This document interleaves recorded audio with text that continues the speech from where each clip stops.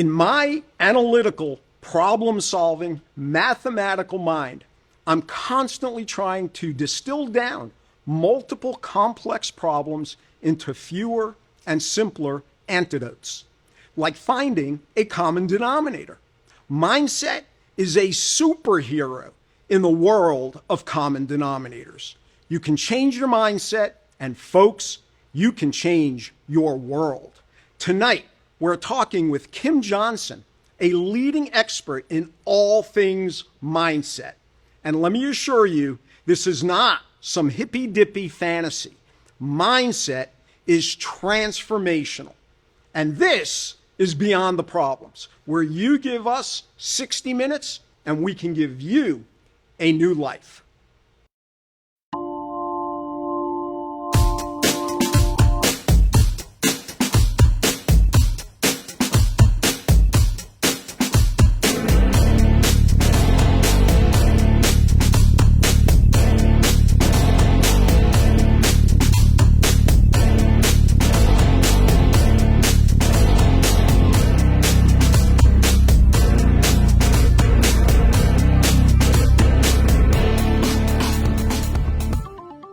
Kim Johnson is an executive leadership consultant, master mindset coach, mastermind trainer, and best-selling author.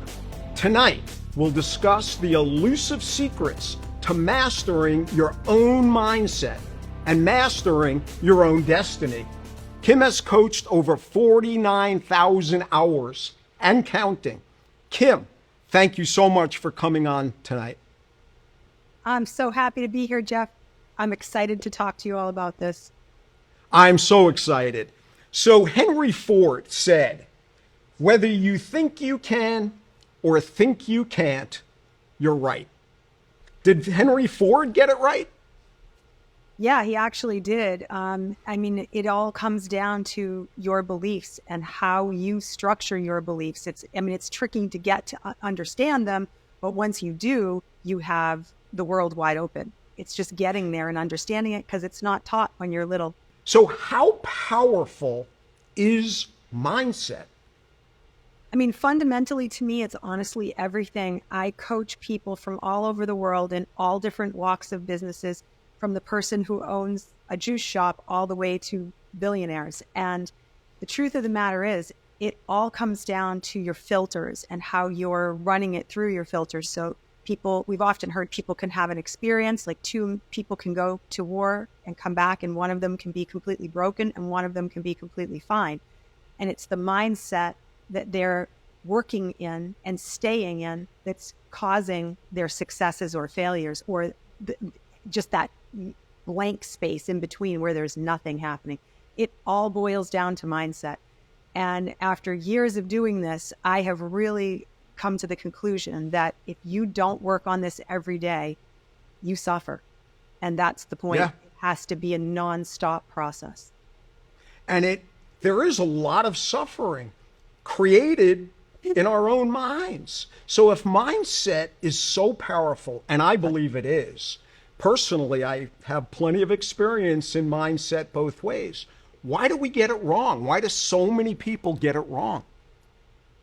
I think it's because it's a collective of information that's rather random and it's all over the place and everyone has their bits and pieces to it. And quite frankly, we've become a society that's willing to sedate ourselves rather than look at something that is so important right from the very beginning. Everyone wants a quick fix. People don't want to do the hard work. They want the outcome without the effort often. And it's a simple thing. Most people go in the bathroom every morning and they brush their teeth, and they know dental hygiene is really important, and if you want to have great teeth, you've got to brush them. But they don't clean their mind, and they fill it up with garbage every day, and they just keep taking more and more garbage in, and then they expect it to be able to function well, and it doesn't. It just doesn't. It sounds, I'm full on board with mindset. I've gone through my own metamorphosis. But it sounds, when you're talking about it, like it's a little bit airy-fairy. Is it airy-fairy, or is there some concrete elements to this? No, it's very concrete. It is quantum physics. like solid, if you want to look at it that way, because like attracts like, and we can't get away from that. So we've all heard these sayings. We all know little phrases are around us all the time. Like, oh, birds of a feather flock together. Or when you stay in that, energy, you start to become that energy. We've all been in the room with the person who walks in, and the moment they walk in, it's like a black cloud, and we feel it and we know, wow, something strange is here, but it's not tangible. So because it's not necessarily tangible, people have a harder time saying, how do I quantify these results? And it takes effort and long-term effort, not just, the turn and burn. Just like going to the gym. You're not going to get fit going to the gym once a month. You have to go consistently, and consistency always wins. And it wins in mindset. It wins in growth. It wins in lots of areas. But mindset is the one that tends to be put aside because we forget that the basis of our neuroplasticity is just that. We can change it. But again, it's consistency. And that's not something that people dive into so readily. So is it emotional or mental, or is there some biological thing going on in our brain that we have to get in there and work on? Well, there are scientific evidence does dictate that there are cellular memories that happen. And this is, again, not something that's woo-woo, but our cells remember things. But there's a big huge component of this is emotional, because it's what we've learned from the time we're little. It's what we've been taught and how we've been brought up. And we take those things with us, and those become our go-to emotions, our go-to thoughts, our go-to beliefs. And oftentimes we have not cultivated the thoughts and emotions that we go to all the time. We have them, but we haven't chosen them. We haven't picked them. They just kind of seem to happen to us. But we actually do have control over them when we stop and we pause and we take that moment, even if it's a split second, to ask the right question. We can change our trajectory the moment we ask the right question. But it's having that awareness to pause. And that's where we typically get a little hung up, because we don't take that moment to pause. How many problems do we each have because of our mindset? Oh, I would venture to say, most of them, the majority of them are that. Because it's true, when you start to release your need to control things, or you release your need to understand things, like there are just some things we're not going to understand. And trying to force an understanding from another human being, and when we ask a question like, well, why did you do that? And we put that on another person, are they really going to tell us the truth anyway? And Yeah. And even though you may get an answer, if you punish the truth by getting angrier, they're not going to tell you the truth moving forward. So it's a very dynamic, complex concept when you jump into that whole idea of, if I am the microcosm and I am my own world, and I focus on me and my response and what I take in, what I allow in, and you start, it can sound very selfish when you start thinking about it, because it's about yourself. But when you start really doing it and working it, you see how different your energy becomes, and then everyone around you becomes different. So it's that whole idea of the butterfly effect, if you will, that quantum physics speaks about. And, butterfly flaps its wings on the other side of the planet, has a change over here. So when you change your response, all of a sudden, everything else changes. Someone can't stay angry at you if you're not combative back. They just look at you and they have to shift their outcome. They have to shift the way they're responding. And oftentimes that's what it takes. Are we being misguided in our childhood?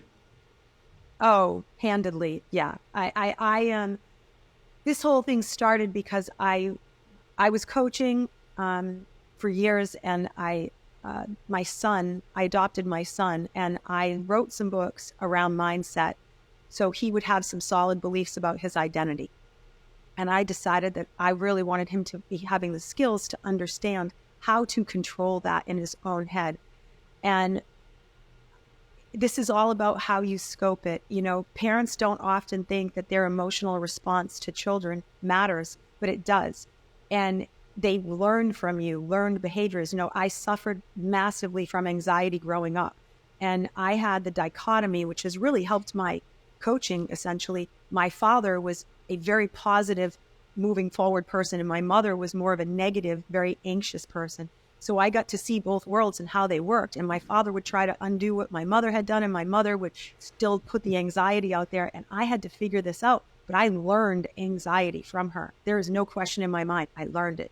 And I think we learn it in many different ways. We learn it by watching, but we can also, because we're emotional creatures and we're energy, like we are made of energy. We walk in a room and we pick up on someone else's energy. Like I said, you walk in, you feel somebody, Sure. All of a sudden, there's tension in the room and you feel it and you can't escape it. So you start to respond to it, and it happens. But if you're not taught how to do it, then you just fall to what emotion you consistently, spend your time in. Yeah. Kim Johnson, we've got you for the whole hour. We're going to be diving into mindset when we come back right after this.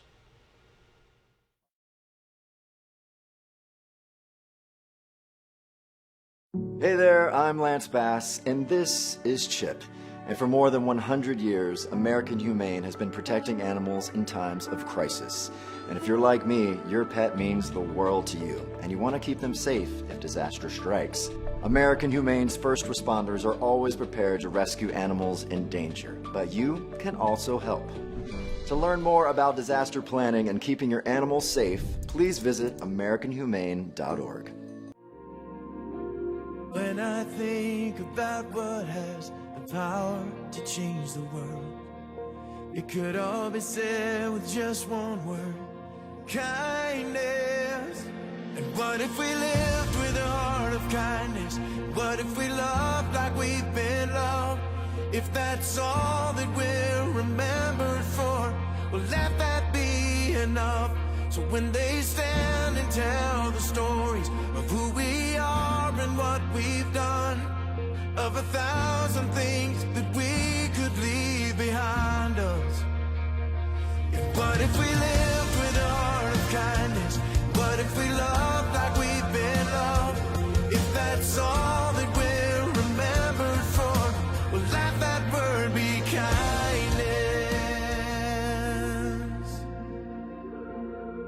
Are you fun and ready for a dream vacation? Immerse yourself in the historic romance of Venice or capture the sun-soaked paradise of Santorini. TravelFund.biz makes it all attainable for less than you'd expect. Our U.S.-based trusted team of travel concierge are complimentary and take care of every detail. Work hard, play harder. Choose casual luxury. Choose TravelFund.biz to book all of your travel. A family-owned and operated agency. Your fun is our biz. Text us for a quote on your dream vacation today. Albert Einstein said, "We cannot solve our problems with the same level of thinking we used when we created them." Kim, did Albert Einstein get that correct? Oh, that's a for sure. That is a for sure. But it's a change of perspective. That's what it comes down to. That's what he meant by that, at least in my interpretation. Sure. You suffered from anxiety. You had mentioned before the break. Yes. I saw something you wrote that said, worrying is like a rocking chair. Yeah. Can you explain that? It is. It's a lot of activity, but it doesn't get you anywhere. And you can just sit. That makes a lot of sense. That's a good visual. It's very true. And I witnessed it. Like I said, my mother was a master at worrying about things, and she could practice worrying about things so far in advance, and she just taught me to worry about everything. And I took it with me. I took it serious. It was a big, huge part of myself. And emotions are interesting because you don't stop that. Like I really want your viewers to understand it's always with you. I mean, in my book, the bus, Who's Driving Your Bus book, I talk about how you can't kick the emotions off the bus. They're there to help us. And worry is actually there to help us. It's trying to give us information. It's just not a good long-term driver. It's quite difficult actually to have it drive all the time. So I will never not have that skill, but I don't choose to let it drive often. And I do want to talk a little bit later about your book, Who's Driving Your Bus. I think it's a fascinating book and a lot of interesting concepts. But if worry is getting in the way, if worry is creating the anxiety, why do we worry so much? Well, part of it we can't help because survival is, as Maslow said, it's hardwired into us. We have to have certain things in order to be okay. It's just that we don't have quite the intensity that has happened over the last thousands of years. Our lives are a lot different, but that doesn't mean that those mechanisms are shut off in us. So we find other things to worry about. So it's not like a pterodactyl is going to sweep down and kill us now. That's just not happening. But that doesn't mean that you can't project that to happen in some other way. So we will find these little things that we can obsess on. And, I have quite a few theories on this, but I think that creativity has really been taught out of a lot of people. And because of that, creativity still lives within us and it needs something to do. So it just pairs up with anxiety. And before you know it, and worry, you're worrying about things that will never even happen, but you've projected them all because you keep obsessing and thinking about them, if that makes sense. Yeah. So we're in a political culture where our politicians say it's the other politician's fault. So it's almost we're abdicating our own mindset, our own responsibility. You see it that way? I think that everything comes back to one basic, simple principle. There are things out there that we will not be aligned with. The best way to think of it is we will not align with everything. We're not supposed to. We are all supposed to be different. And to rail against something that is not necessarily a match to you is not going to help you. It's not going to help you with your own mindset. It's just to recognize other people can think differently with me, and I'm okay with that.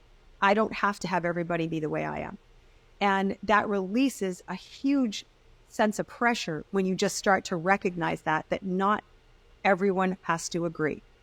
And I truly believe that. There's a big cultural push, whether it's politicians, the media that promote the politicians, promote all of this stuff. So how do we extricate ourselves from that dynamic that we're being drawn into, bombarded into? It's a matter for me. I personally refuse to step into the pool with it. I just won't step into it because I know I'm not going to gain anything from it. Mother Teresa had a great phrase where when she was asked to march against the Vietnam War, she said, "I will not attend the anti-war rally, but I'm happy to attend a peace rally." And that's how I live my life. I will focus on the things that will add value to people, to clients, coming on your show, doing things. I will always move to advocate for people to help and learn, but I will not partake in the other part of it. If it's spewing negativity and we're not looking for the solution, then I don't want to be part of it. I don't want to be part of the problem. So it's a real matter of focusing on alignment and saying, I'm going to put myself in this position and I'm staying here. And, it's often been said that the smartest person in the room is the one that speaks last because everybody else wants to be heard. Everyone else wants to scream out where their position is. And you spill your beans in the lobby too early, everything happens too soon, and you can't necessarily figure out what's right, and you don't know what you don't know. See, that's the beautiful part. We are constantly capable of learning when we stop and pause and listen and say, wow, I didn't know that, or I hadn't thought of that. That's the challenge with mindset, is that when you are truly focused on your mindset and you are truly focused on growing, then you are willing, capable, and ready to take on new information that allows you to expand and not be so rigid. Because as we know, every engineer will tell you, rigid things break. When you're flexible, when you're like bamboo, you don't break. And that seems to be counterculture in today's world. So I think we have to figure out, and you're going to help us figure this out, that how do we take stock in the things that are important to each of us and maybe learn how to tune out some of that other noise. I think those are so important. You're watching Beyond the Problems. We're going to take a break and come right back after this.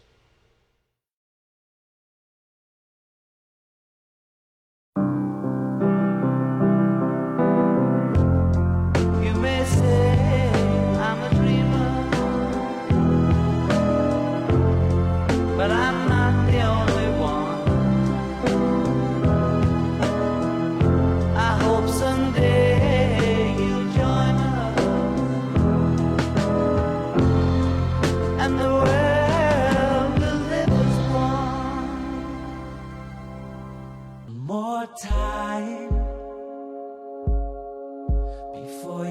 wake up in the wild. Our natural world needs us now. Step by step, side by side, together, we can find a way to ensure that all life on Earth can thrive. To learn more about how you can help protect and conserve nature, visit nature.org. Welcome back. You're watching Beyond the Problems, talking tonight with Kim Johnson. Kim Johnson is a guru in the mindset world. Folks, Mark Twain said, the two most important days in your life are the day you were born and the day you figure out why. Kim, change is an inside job, you said. How so? The world around you is in constant flux. Nature is all about change. Nothing is ever the same. I mean, the one thing that is consistent is change. So when you expect things to be the same all the time, you set yourself up in a rigid mindset to be disappointed. You are essentially on the road to the town of disappointment, and you will missed expectations constantly. And that's part of it. You just have to say, change is going to happen all the time. Everything is going to be in flux. So mindset is not a final destination. It's a journey. Is that true? Yes, it is nonstop. You have the opportunity, and I think that's the important distinction here. You constantly have an opportunity to work and progress your mindset. You can stay rigid in it. You know, Carol Dweck said when she did the whole book on mindset and growth mindset and fixed mindset, she had this whole concept behind that piece of it. And people never want to tell you they have a fixed mindset. They always want to believe they have a growth mindset. They never want to admit that they're operating in fixed. But we all have the opportunity to have growth mindset. It's just a choice. And like so many other things, emotions are a choice. You know, no one can make you feel what you are not willing to allow to happen in your head. Because if you don't care, it doesn't matter. But once you start to allow those things in, it's your responsibility. It's always your responsibility to recognize you have choices when it comes to your emotional state of being. So there is this concept of cognitive dissonance. As a negotiator, as somebody who's been trained in mediation, cognitive dissonance is an interesting concept. It's when two maybe opposing viewpoints come into your head and you tend to push one out. Maybe usually the newer one. Do you see that as well? Oh, all the time. And for me, it's so funny that you would ask me this, because I am probably the most curious person in my world around, because I am driven by curiosity. I spent a lot of time in 6th, 7th, and 8th grade in trouble for asking too many questions. And really, and it's never changed. We're in the same boat. Yes, it's never changed. And I think cognitive dissonance to me shows up when someone has forgotten curiosity. And that's a superpower. For us as human beings, curiosity is a superpower. It is an instantaneous, well, if I put aside all the other stuff in my head and I just focus on being curious and saying, what can I learn in this situation? What can I take away from this situation? Everything changes. Absolutely everything changes. And again, that's where most of us go wrong, because our mindset is so driven towards what it knows and stays rigid when we're not playing in it and working to it, to developing it. It stays rigid. And then we know it breaks. There's a problem. Yeah. You know, as a kid, I don't remember what age, what grade, but as a kid, I was constantly being told I've got to stop daydreaming. And I'm fortunate that I probably tuned out those people who said it and stayed in the daydreaming and imagination mode. Even Albert Einstein, one of my heroes, talked about how much more important imagination is than knowledge. You agree, I imagine? Oh, I could not agree more. I mean, imagination and creativity is such a pivotal component in our well-being. and we forget it all the time. We forget it all the time. And we put it aside all the time because we think we have to be focused on right now in the moment. We've got to be doing our tasks. We've got to be doing this, doing this, doing this. We are forgetting that we're human beings, not, we just forget it. And we go into the human doing mode. And all we're doing is creating more stress for ourselves instead of focusing on being the being. Yep. And conforming to the teacher, perhaps, or to the parent. Constantly, without question. And conforming to me is going back to the mindset of something that you essentially know, which is the ones that's not chosen. It's just the one that you know, but you didn't choose it. It's like most of us get out of bed in the morning and we are not saying to ourselves, I'm going into this mindset. It's peaceful and accepting. And we're not getting into this Zen place before we go. Most of us get out of bed and it's like they've been hitting the alarm over and over again. They get up. You might have to let the dog out. There's stress immediately as soon as you get out of bed. And then what do? You grab your phone and you're right tapped into the stress all over again. So it's insanity. Yep. And it seems we're creating it. So when we come back, I want to talk about how does somebody recognize if they have a less than ideal mindset? We'll quantify that right after this. The Solution Society wants you. If you are a truth seeker, a free thinker, and you are driven to help humanity forward, I personally invite you to join the Solution Society. This is a group I've founded to explore and understand the real problems facing our civilization, and then crystallizing real solutions. This is no small task, and the Solution Society needs the greatest minds to participate. The Solution Society can create America 2.0, maybe even Planet Earth 2.0. We're not looking for awards or accolades. We're here for results, less suffering, and a better life for all. If this resonates with you, please go to beyondtheproblems.com and use the contact form to introduce yourself and tell us your story and your motivations. Again, the website is beyondtheproblems.com.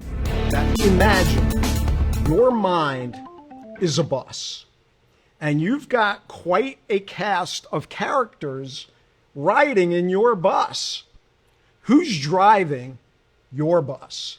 Kim, you wrote the book. You're the guru. The book was, or is, Who's Driving Your Bus? Tell us about that book and the concept in that book.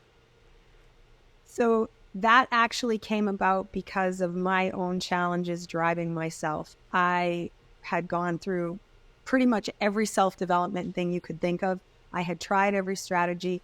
I understood it intellectually, what I was being told to do, but in the moments when you needed it, I couldn't whip it out. I couldn't make it happen. I would struggle. I would falter, if you will, in those moments, because when you're in your emotion, as I love to tell my clients, when emotions are up, intelligence is down. So you're not always resourcing what you need because your emotions are so high and they're driving you.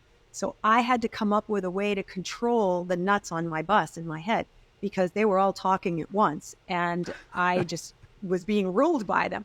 So I started to visualize this little concept. I started to come up with it. It started to work for me. I perfected it over time. And then one of my clients said to me, you have got to put this into a book to help people. And hence the book was born.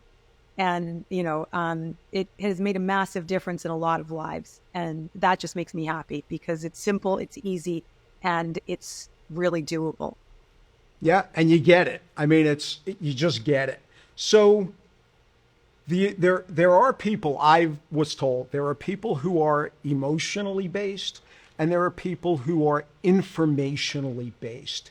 So two different types of thinking. Is one better than another? So from a very practical standpoint, because the type of work that I do with people is more practical psychology and realizing and how to move people and how to get them to go somewhere. So even the informational people, even though they are very much still emotionally based. It is still going back. We are emotional creatures. Our emotions are a guidance system for us. They're like a GPS, but just like a GPS can take you off the road. We've all heard those stories about how GPS told them to go down the dirt road and they kept driving and they went to a place they didn't want to go. Our emotions do the same thing to us. So even when you have the information, you still have to rely on your emotions to say, I feel good about that. You know, this filter is enough for me, so I get to this point. My husband is very informational driven and I am very emotionally driven. But ultimately, when you ask him a question, it comes down to, he's like, well, I feel good about my choice. It's because he's done all the analytical work, but he's still at that point where it's the emotion making the choice. Does that make sense? It makes perfect sense. And I'm in a marriage where one of us, I'm more informationally based. My wife is emotionally based. But as I've gotten older, I've also learned that there's a big part of me that is emotionally based.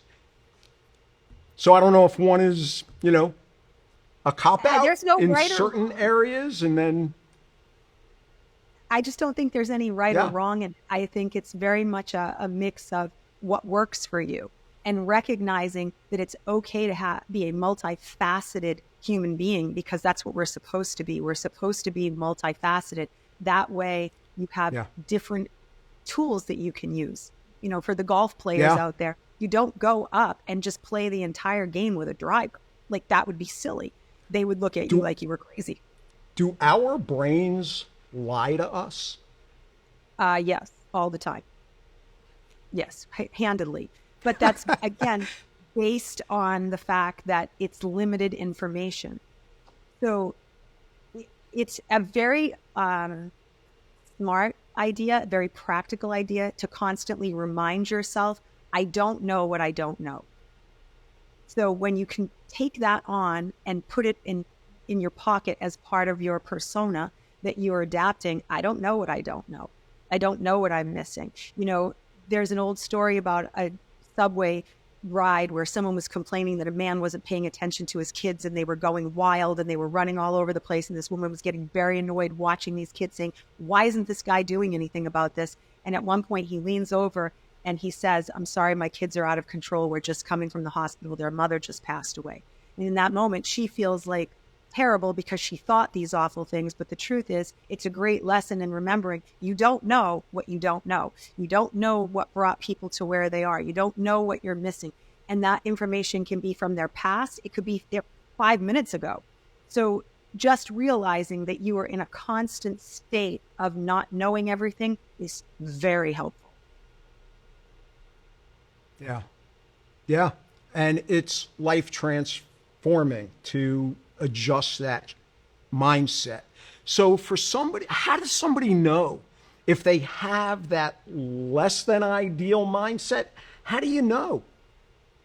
Well, I think it's because you have to use your emotions. Again, they're there to help us. They're a guidance system. So theoretically, when asked what the purpose of life was, the Dalai Lama answered, the purpose of life is to be happy. So how everyone determines happy is very different. You know, I live on a farm. Some people would think that was a hell. Some people would love that, but it's all very personal to you. What makes you happy? Are you spending more time in a place that you enjoy being, or are you spending more time in a place of being uncomfortable, upset? Because even though there are conditions around you that are not necessarily, as you said before, like the news, everything that's going on, things in the world are not happy. But that doesn't mean you have to focus on the lack of happiness that there is. You can focus on, how can I contribute to the betterment of the situation? How can I add value on that side so that I can maintain feeling good about this process as opposed to the other process? You take the pain to get you moving, but you switch over to activity and action in the happiness. You recently created the Mindset Quiz that's available, I think now online for free. What made you create that? I did that because I think it's a great measure to ask yourself questions. As I said before, I'm the mad questioner. And I think when you ask the right question, you get the right answer. And this is a very simple thing for people to recognize. How many times, as if you're in a relationship with another human being of any kind, and you walk in the room and the person looks up at you and they go, "What's wrong?" All of a sudden you're like, "I don't know, what's wrong?" It immediately takes your head down a certain path. Now, my mother used to do that all the time. I'd walk in, she'd look at me, she'd say, "What's wrong?" I'm like, I don't know. But right away I would start to look for what's wrong because of the question. And I realized how much that shaped my world. I was always looking for things. So being a person who's curious and asking better questions will transform your life. If you don't like the quality of your life, you're asking really crappy questions. Ask better questions and you will find better answers, because our brains are just computers. They're just computers looking for, asking better questions. That's it. You will get, handedly, that is the quickest tool. There are definite similarities. It's actually pretty amazing between our brains and, say, a computer and the way they operate. It's really, again, life transforming. But I want to talk a little bit more after the break about your quiz, your other work, and what you're up to. We'll take a break. Be back after this.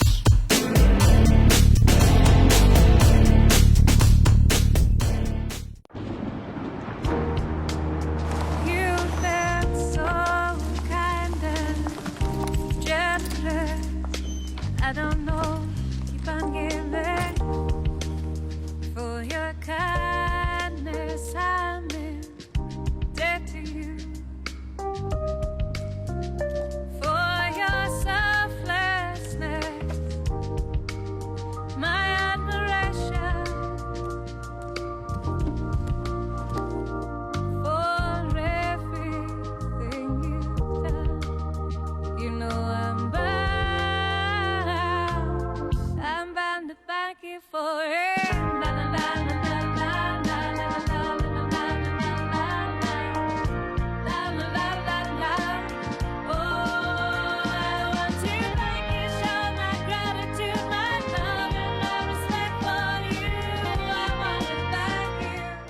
Welcome back. You are watching Beyond the Problems. We're talking tonight with Kim Johnson, the guru of mindset.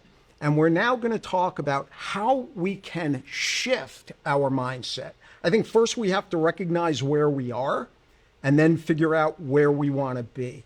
How do we do that, Kim? Well, the very first thing, when you stay, you have to figure out where you are. Sometimes that's the hardest part, is getting to where you are. So really understanding that your emotions and your thoughts are dictating. They're trying to show you something. I have a personal belief that all emotions are just information, and they are really here to give you guidance, help you move in the direction you want to move. If you're not where you want to be and you're not getting the outcome, then you have to change your approach. It's, the definition of insanity is doing the same thing over and over and expecting a different result. Yet we do that with our emotions. So in the book, when I talk about this, I have this little thing that I do in the bus book where I tell people it's a very simple process. 4 things. It's stop. Whatever, something's going on in your head, stop. And then it's reflect. So you reflect, where am I right now? What is happening in my head? What do I need to look at? And then once you hit the reflect, it's choose something different. And then you redirect. So it's stop, reflect, choose, redirect. And it's redirecting yourself in a different question, in a different pattern. And when you do that, you have the opportunity to change. Now, I say it's an opportunity because just like something new, it's not going to be easy in the beginning. It's simple, but it's not easy. And you have to do it repetitively to break the old pattern, because emotions are very pattern driven and you will go back to the ones you started with. You've actually broken this down to a science. I think you've worked for approaching 20 years with Tony Robbins, and now you are really taking this to a science.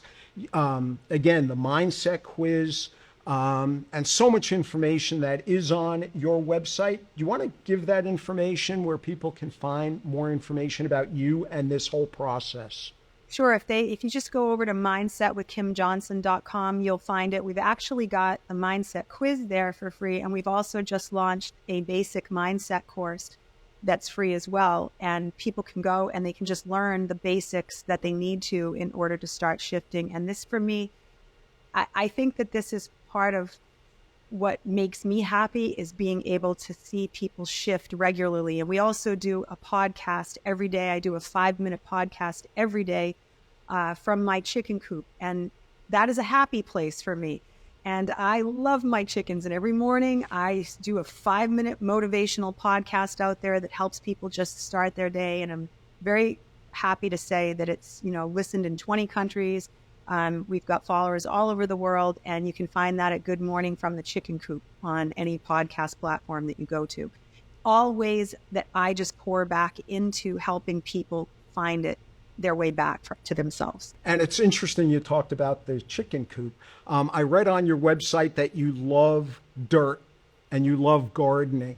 Is that a personal thing, or do you think that helps you to connect with all of this happiness that you're talking about? It's both. I have, again, when you go back and you look at things you borrowed from people, my father and his brothers were all gardeners. So I got into the dirt really early. There's also a lot of scientific evidence that when you work with dirt actually releases endorphins. So it causes you to calm down. That's why a lot of people garden, and they don't understand why. Because it's not the easiest thing to do, and it takes a lot of labor, but it really does shift your body. I believe that we have way too much time on our hands that are dictated towards anxiety-driven things. So when you get your hands busy, your brain quiets down. So if you're in the dirt, it's fantastic. I also believe that, just being in nature, all these little tools help bring you back to yourself, because that's the essence of what we're all doing, is trying to figure out the journey back to ourselves and stop taking in everybody else's opinion of who we should be, how we should show up, what we should do, and find ourselves again. And this is the way to do it, moment by moment, inch by inch, seed by seed, so to speak. Yeah.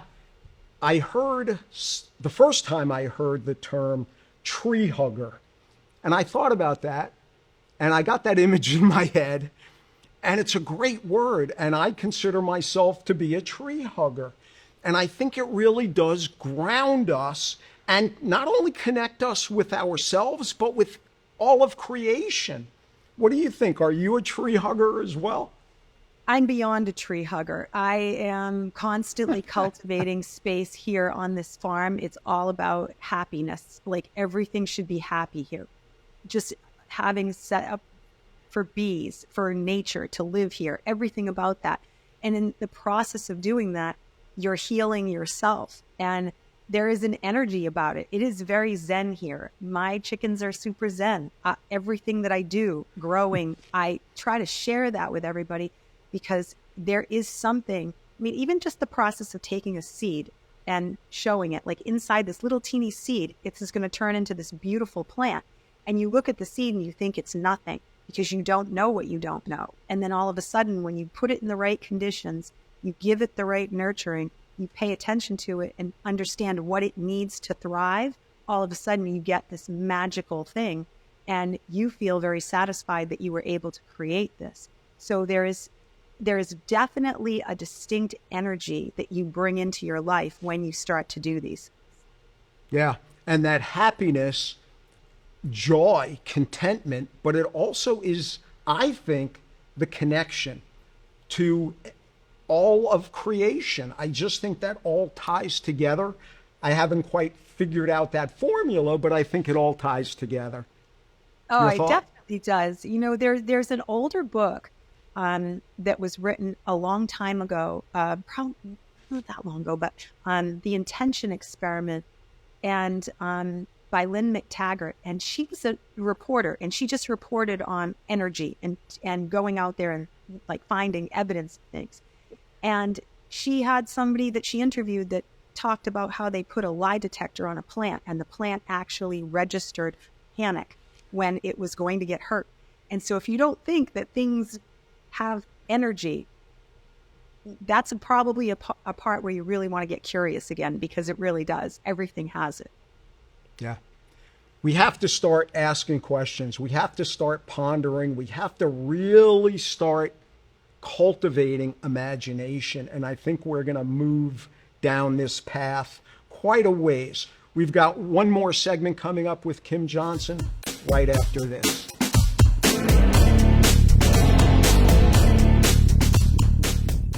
Are you fun and ready for a dream vacation? Immerse yourself in the historic romance of Venice or capture the sun-soaked paradise of Santorini. TravelFund.biz makes it all attainable for less than you'd expect. Our U.S.-based trusted team of travel concierge are complimentary and take care of every detail. Work hard, play harder. Choose casual luxury. Choose TravelFund.biz to book all of your travel. A family-owned and operated agency. Your fun is our biz. Text us for a quote on your dream vacation today. Welcome back. You're watching Beyond the Problems, talking tonight with Kim Johnson, a master at mindset. Kim, you can't create a new yesterday, but you can create now, and you can create a new tomorrow. How do we do that? How do we start? What is the baby step to that? Recognizing where you are right now, where you get stuck, and why you keep staying stuck in the same emotion over and over and over again, and that it's not working. Like if you just recognize, okay, this is not working, I need to change my approach, and you shift your approach, you ask yourself a better question, what's another way I can look at this? You know, I would say one of the simplest ways to do this is stop asking why questions.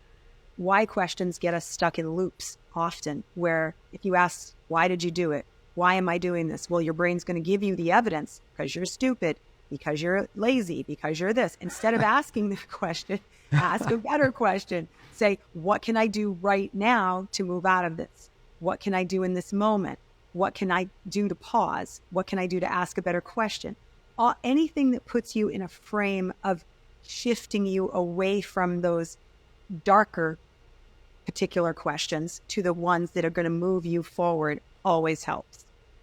You know, I think it was Larry King, the years-long host of many talk shows, who said the best question is the what if. And the whys, something along the lines of why almost makes me feel like I am about to get in trouble. So the what ifs, that really is transformative, but there has to be a methodology to it. Otherwise, we'll do it once and then we'll forget. So consistency, how do we remind ourselves and make that a habit? So for me, again, I have that whole little thing in the book where it's like stop, reflect, choose, redirect, because that little poem does everything for me. Like that's what works in my world when I feel myself going up. And again, very important to remember, when emotions go up, intelligence goes down. They go hand in hand, and it can be on the positive and negative. Sometimes we buy crazy things when we're so elated, and then we have buyer's remorse afterwards. It's not just always the negative stuff. It's you want to make sure that you're consistent in checking in. So I have told clients over the years, I don't care if you have to set the timer on your phone. I used to have a white string tied around my left hand, so that every time I would see the white string, I would stop and pause and check in. Am I in a good state? What's my current state? Where is my mindset right now? And it helps when you're constantly doing it. It also helps to monitor it. You know, one of the things that I have clients do after they read the bus book is do a 72-hour challenge of just monitoring your emotions. And as you monitor them, you'd be surprised at they look like an EKG. They're like all over the place. And that there's a reason for that. That's because that's where you are. But once you have knowledge, then you use your creativity, your imagination, and your consistency to pull you out of it. Yeah, it's, I'm overusing this word transformational, but in my house, in my office, I have a big sign that says mindset is everything. I think you even said that earlier in the show, and it really is that huge common denominator for so much of what's going on in our life. My father used to think that success or successful people were lucky. What would you say to that? I would say they discovered that they could think their way into lucky. They could energize themselves into lucky because we create it by putting it out there, we expect it. You know, I expect great things to happen. I expect things. It's just like planting a seed. I don't plant seeds in the ground and I don't expect them to sit there and like do nothing. I put them in with an expectation that they're going to transform into something amazing. that's what we need to do for ourselves. We need to have that same thing. If I'm consistent and I stay the course and I keep doing this work, I will get the outcome. There's no question about it. It's just a matter of people giving up too soon. They give up on themselves soon. Yeah. I put myself through a metamorphosis from where I began to where I am. Took me a lot of years. So should we start teaching this whole science of happiness, of mindset to our kids? Absolutely, 100%. The very first book that I wrote for my son was called The Things in Your Head. And it's a little poem it's like the Dr. Seuss rhyming kind of books. And it starts off with, have you ever considered the things in your head, the things that you think as you lie there in bed? And it's teaching kids to pay attention to thoughts really early on. My son, who's 14 years old, will say things to me that I am profoundly shocked by because of how he's grown up and the things that we talk about. I've watched him course correct his friends. Well, he said to his friend the other day, well, with an attitude like that, I don't even know why you're going to go to the game because you're going to lose. And he's 14 years old, right? So he just hears it and he embodies it in a different way. He has different expectations because he doesn't know anything different. And it's amazing when you give them the right tools early on. You know, the Dalai Lama, again, said one thing that was interesting. He said, if we had all the children that were 8 years old meditate for 1 year, we would change the course of humanity. And that is true. We absolutely would, from an energetic plane, also from a consciousness plane. It's all about what you want to grow. You know, they're like weeds or they're like beautiful blooms. You've got to decide what you're going to pour into and what you're going to pull. And it's that simple. Mindset with KimJohnson.com. Folks, check it out. Kim, thank you so much for joining us tonight. My absolute pleasure, and I am honored to be here, and I hope that everybody got something from this tonight. Oh, I think so. Folks, you've been watching Beyond the Problems. We'll see you next time.